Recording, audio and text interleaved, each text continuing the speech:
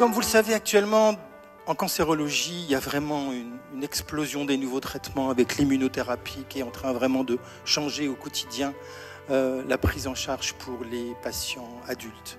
Et ce que nous faisons dans ITCC, en France et en Europe, c'est faire en sorte que cette accélération de l'innovation pour les adultes soit aussi une accélération pour les enfants. Et ça veut dire quoi?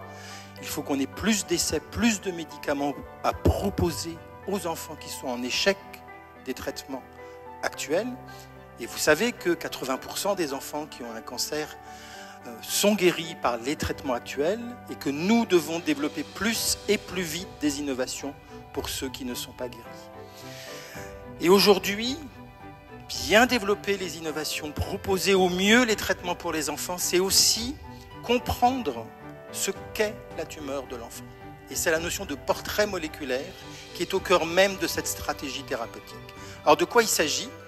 Il s'agit pour un enfant qui a une maladie, qui est en échec thérapeutique, d'analyser la tumeur pour essayer de matcher, qui est un terme anglais, d'adapter les traitements que nous proposerons dans les essais thérapeutiques à ce qu'est la tumeur.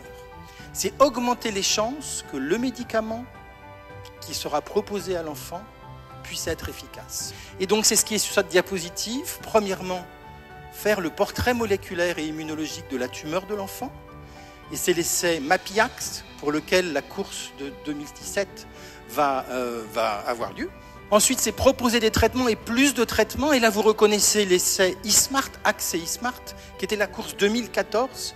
Et la bonne nouvelle, c'est que cet essai est en cours. Nous avons 7 bras de traitement. Nous allons l'amender. Il y a déjà plus de 40 enfants qui ont été traités dans le cadre de cet essai thérapeutique.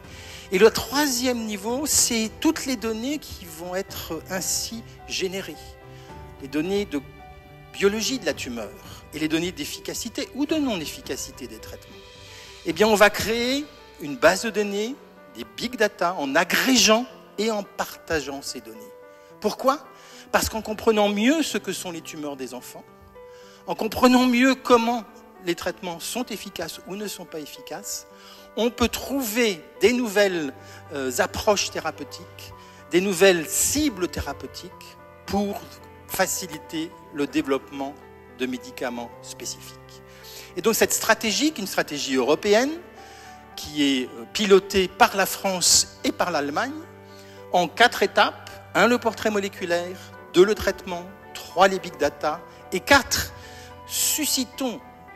donnons des mesures incitatrices pour que des petites entreprises, sur la base des données nouvelles qui vont être générées par ces big data, développent les médicaments qui, demain, seront des médicaments spécifiques pour les enfants et seront efficaces. Mais il faut accélérer, il faut traiter plus de patients, il faut proposer à plus d'enfants. Et c'est cette stratégie qui est proposée pour l'année 2017 pour la course Enfants sans cancer. On est dans l'innovation, on est dans l'accélération. Et vous voyez qu'il y a 2 dimensions à apporter à l'enfant.